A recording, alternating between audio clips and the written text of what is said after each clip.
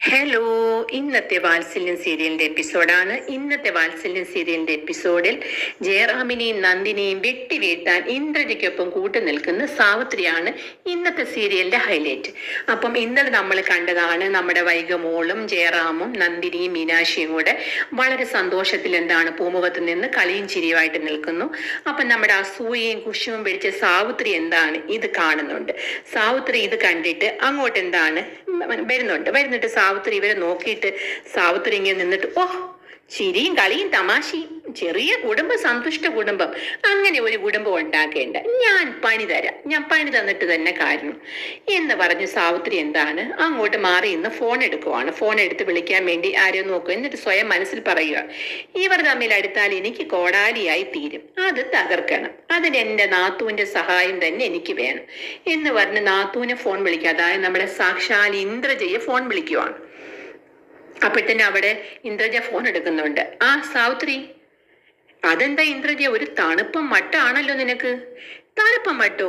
എനിക്കോ ഒന്നും മനസ്സിലാവുന്നില്ല. നിനക്കൊന്നും മനസ്സിലാവത്തില്ല. ഇവിടെ എന്റെ ഏട്ടനും നന്ദിനിയും തമ്മിൽ അടുക്കുവാണ്. ഒപ്പം മീനാക്ഷിയും എന്റെ മകനും കൂടി ചേർന്ന് അവരൊരു വലിയ കുടുംബം വികസിപ്പിച്ചെടുക്കാൻ പോവുകയാണ്.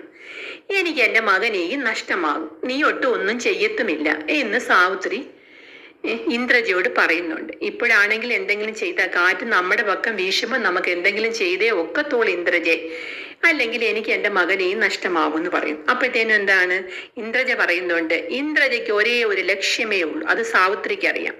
മീനാക്ഷി എന്റെ മകളാണ്, ഞാൻ അവളെ ഇങ്ങ് കൊണ്ടുപോരും, അവള് കാർത്തികിന്റെ ഭാര്യയായിട്ടോണ്ടിരിക്കേണ്ട ആവശ്യമൊന്നുമില്ല. പിന്നുള്ളത് ജയറാമും നന്ദിനിയും, അവരെ ഞാൻ കൊന്നിരിക്കും. അപ്പോഴത്തേനും സാവിത്രിക്ക് ദേഷ്യം വന്നു. കൊല്ലും നീ കുറെ നാള് കൊണ്ട് പറയുന്നുണ്ട്, എന്നിട്ട് ഒരു ഈച്ചയെ പോലും നീ ഇന്ന് വരെ കൊന്നതായിട്ട് ഞാൻ കേട്ടിട്ടില്ല എന്ന് പറയുന്നു. ഇത് കേട്ടപ്പോഴത്തേനും ഇന്ദ്രജയ്ക്ക് കലി പിടിച്ചു. നീ എന്താ സാവിത്രി, എന്നെ കളിയാക്കുവാണോ? അതല്ല, നീ കൊല്ലും എന്ന് പറഞ്ഞിട്ട് ഇന്ന് വരെ കൊന്നില്ലല്ലോ എന്ന് ചോദിക്കുന്നു. ഇപ്പം തന്നെ നീ ആ പുറത്തോട്ട് നോക്ക്, 2 ഗുണ്ടകൾ നിങ്ങളുടെ വീടിന്റെ ഗേറ്റിന്റെ അവിടെ ഉണ്ടെന്ന് പറഞ്ഞു. അപ്പൊ സാവിത്രി ഫോണൊന്ന് ചെവിന്ന് മാറ്റിയിട്ട് അങ്ങോട്ട് എത്തി നോക്കി. ഇപ്പൊ 2 ഗുണ്ടകൾ നിൽക്കുന്നത് കണ്ട്. അപ്പൊ സാവിത്രിക്ക് മനസ്സിലൊരു സന്തോഷം. എന്നിട്ട് വീണ്ടും ഇന്ദ്രജയോട് സംസാരിക്കാൻ വേണ്ടി എന്ന് പറഞ്ഞപ്പോഴത്തേനും ഫോൺ അപ്പുറത്ത് കട്ടായി. ഇപ്പൊ ഇന്ദ്രജ ഫോണും വെച്ചിട്ട് പോയി. അപ്പൊ സാവിത്രി അവിടെ നിന്ന് വീണ്ടും ഗുണ്ടകളെ ഒന്ന് നോക്കിയിട്ട് മനസ്സ് ചിന്തിച്ചു, 2 തട്ടിയാൽ 2 പൂവൻ കോഴി ഞാൻ നേർച്ചയായിട്ട് കൊടുക്കും എന്ന് പറഞ്ഞ് സാവിത്രി അങ്ങ് കയറി പോവാണ് ചെയ്യുന്നത്. അത് കഴിഞ്ഞ് കാണിക്കുന്നത് നമ്മുടെ നന്ദിനി പൂമുഖത്ത് നിന്ന് ഫോൺ വിളിച്ചുകൊണ്ട് നിൽക്കുവാണ്. അപ്പോഴാണ് നമ്മുടെ ജയറാം കഥവും പൂട്ടി നല്ല മുണ്ട് ഷർട്ടും ഒക്കെ ഇട്ട് ഒരുങ്ങി സുന്ദര കുട്ടപ്പനായി ഇറങ്ങി സിറ്റ് ഔട്ടിലോട്ട് വന്നു. അപ്പൊ ഫോൺ വിളിച്ചുകൊണ്ടിരിക്കുന്ന നന്ദിനിയെ കാണുന്നുണ്ട്. കണ്ടിട്ട് സന്തോഷത്തോടുകൂടെ ഈ പൂമുഖത്തേക്ക് ചെന്നു. അപ്പം നന്ദിനി ചോദിക്കുന്നുണ്ട്, ജയേട്ടൻ പുറത്തേക്ക് എങ്ങാനും പോവുകയാണ്? പോകുവാണ് ദേവി, കുറച്ച് സാധനം വാങ്ങാനുണ്ട്. ദേവിക്ക് എന്തെങ്കിലും വാങ്ങണോ എന്ന് ചോദിച്ചു. എനിക്കൊന്നും വേണ്ട, എനിക്കൊന്നും വാങ്ങണ്ട.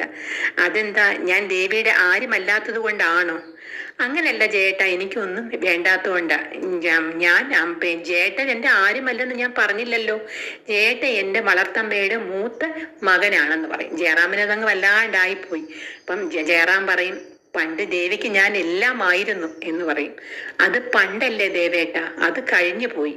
എനിക്കതൊന്നും ഇപ്പൊ ഓർക്കാൻ താല്പര്യമില്ല, ഞാൻ ഓർക്കുന്നുമില്ല. ജയേട്ടനും എന്നെ ഓർമ്മപ്പെടുത്തരുത് എന്ന് പറഞ്ഞു. അപ്പോഴത്തേനും ജയറാം നോക്കി നിൽക്കുവാണ്, സങ്കടത്തോടെ നോക്കി നിൽക്കുന്നു.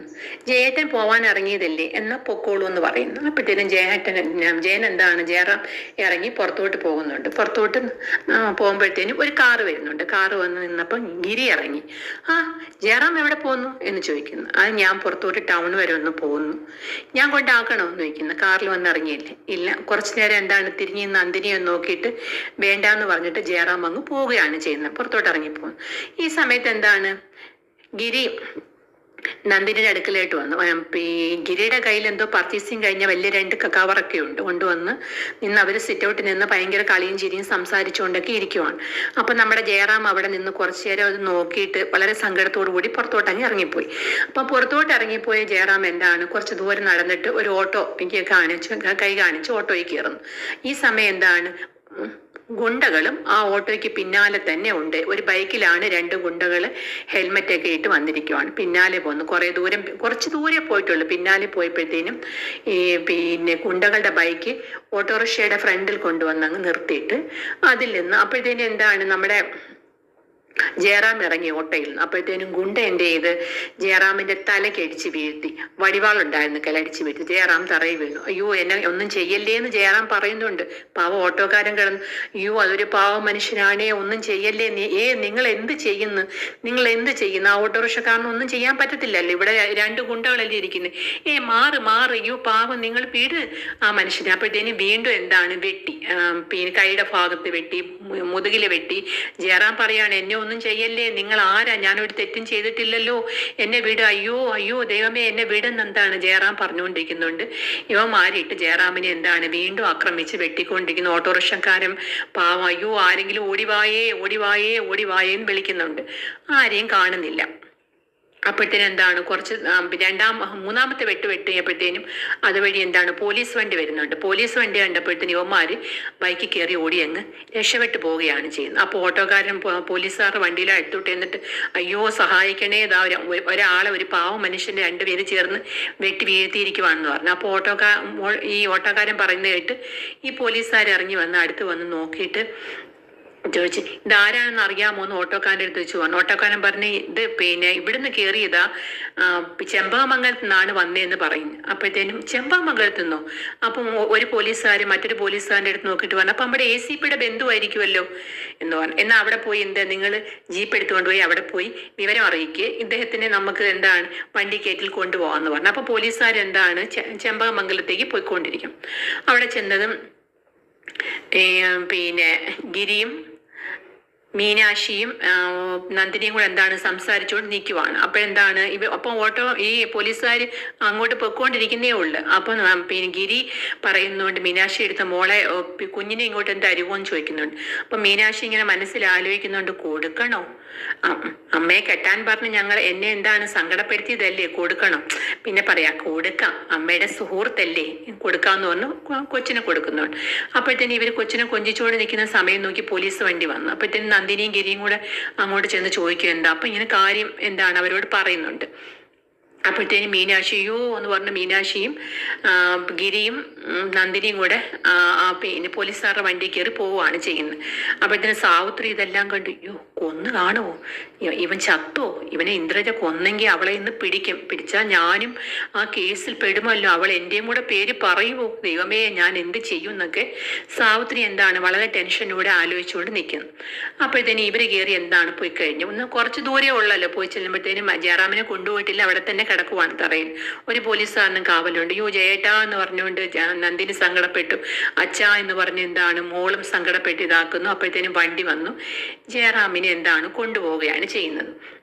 അപ്പൊ ഇവിടെ സാവിത്രി എന്ത് ചെയ്യുന്നുണ്ട്, ആ പൂമുഖത്ത് ഇങ്ങനെ വളരെ ടെൻഷനായി പിന്നെ നടന്നുകൊണ്ടിരിക്കുക. ഈ സമയത്താണ് വൈകമോള് കിടന്ന് എന്താണ് കരയുവാണ്. അപ്പൊ മീനാക്ഷി കുഞ്ഞിനെ കൊണ്ടുപോയില്ലല്ലോ, കരയുന്നു. ഈ കൊച്ചിന്റെ കരച്ചിൽ കേട്ടുകൊണ്ടാണ് രാജലക്ഷ്മി അമ്മ അങ്ങോട്ട് വരുന്നുണ്ട്. എന്തേ കുഞ്ഞു കിടന്ന് കരയുന്നു, എടുക്കുന്നില്ല, നീ എന്തോ ഇത്ര വലിയ ഇതിൽ നിൽക്കുന്നത് ആലോചനയില്, മീനാക്ഷിയൊക്കെ എന്തേ ചോദിച്ചിട്ട് ഇവളൊന്നും മിണ്ടുന്നില്ല. എന്നിട്ട് പറയാന്ന് വിചാരിച്ച് അമ്മേ എന്ന് പറയാന്ന് വിചാരിച്ചതിനും അകത്ത് എന്താണ് ഫോൺ അടിക്കുന്ന സൗണ്ട് കേട്ടോണ്ട് രാജലക്ഷ്മി അങ്ങ് അകത്തോട്ട് കയറി പോകാൻ നേരത്ത് പറഞ്ഞു, നീ ആ കുഞ്ഞിനെ എടുക്കുക, കുഞ്ഞു കിടന്ന് കരയുന്നെന്ന് പറഞ്ഞ് അകത്തോട്ട് കയറിപ്പോയി. അകത്തോട്ട് കയറി പോയപ്പോഴത്തേനും കൈമലേട്ടൻ എന്താണ് ഫോൺ എടുത്തിരിക്കുവാണ്. അതെ ജനാർദ്ദന പണിക്കരാണ്, എന്തേ കാര്യം എന്ന് ഫോണിൽ സംസാരിക്കുന്നുണ്ട്. അപ്പം എന്താ കാര്യമെന്നൊന്നും പുറത്തോട്ട് പറയുന്നില്ല. അതെയോ എവിടെ എന്നൊക്കെ ചോദിച്ച് സംസാരിക്കുന്നു. അതുകൊണ്ട് ഫോൺ വെച്ചിട്ട് നിൽക്കുമ്പം രാജലക്ഷ്മി ചോദിക്കുന്നു, ആരാ പിന്നെ ചോദിക്കുന്നു. അത് നമ്മുടെ മോനിങ്ങനെ സംഭവിച്ചിരിക്കുന്നു, ഞാൻ അങ്ങോട്ട് പോവുകയാണ് കാണാൻ വേണ്ടിയിട്ട്, നീ വരുന്നുണ്ടോ എന്ന് ചോദിക്കുന്നു. അപ്പം മോനിങ്ങനെ സംഭവിച്ചെന്ന് പറഞ്ഞപ്പം തന്നെ എന്താണ് ഈ പിന്നെ രാജലക്ഷ്മിയുടെ മുഖം വല്ലാതെ സങ്കടപ്പെട്ടു. കാരണം അവർക്ക് മകനോട് സ്നേഹമുണ്ട്, സങ്കടപ്പെട്ടു. എന്നാലും ഞാൻ പോവുകയാണ്, നീ വരുന്നുണ്ടോ എന്ന് ചോദിക്കുന്നു. അപ്പം അവരിങ്ങനെ കുറച്ചു നേരം ചിന്തിച്ചെന്നിട്ട് പറഞ്ഞു, ഇല്ല ഞാൻ വരുന്നില്ല എന്ന് പറഞ്ഞു. അങ്ങനെ കൈമലേട്ടൻ അങ്ങ് പോകാൻ വേണ്ടി ഇറങ്ങുവാണ്. അതാണ് ഇന്നത്തെ എപ്പിസോഡ്. എല്ലാവരും കാണുക, ലൈക്ക് ചെയ്യുക, ഷെയർ ചെയ്യുക, സബ്സ്ക്രൈബ് ചെയ്യുക. Bye bye.